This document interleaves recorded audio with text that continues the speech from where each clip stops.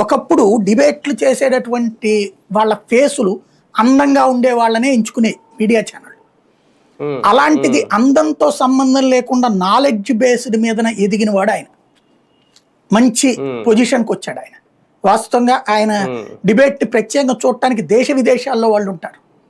సాక్షికి వచ్చాక ఒక ఛానల్, ఒక రాజకీయ పార్టీ ఛానల్లో పనిచేయడం అనేది ఎప్పుడైనా సరే ఇబ్బందే. ఎందుకంటే వాళ్ళకి సంబంధించిన లెగసీని మనం ఏమనడానికి వీల్లేదు. ఆ సంస్థకి సంబంధించిన ఆ రాజకీయ పార్టీని తప్పనడానికి ఏం లేదు.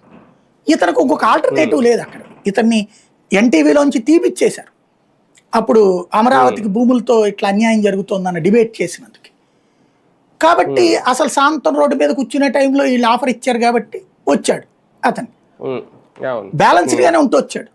సరే వీళ్ళ కోపం రావచ్చు, వైసీపీకి అనుకూలంగా డిబేట్ చేస్తారు. మరి ఈనాడు కానీ టీవీ5 కానీ సాక్షి వాళ్ళది మాటి వీళ్ళందరూ చేసేది ఏంది? ఇక్కడ వాళ్ళు తెలుగుదేశానికి అనుకూలంగా చేస్తున్నాడు, నేను వైసీపీకి అనుకూలంగా చేస్తున్నాడు.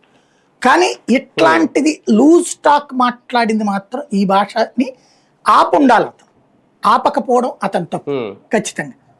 ఆ విషయంలో కేసు దాంట్లో దొంగ కేసు అని నేను అన్నాను.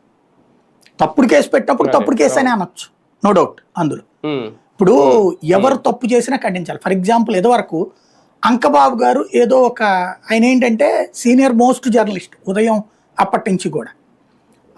నేను మొట్టమొదటి ఈనాడులో స్ట్రింగర్గా పనిచేసే రోజుల్లో ఆయన పేరు బాగా వినేవాడిని.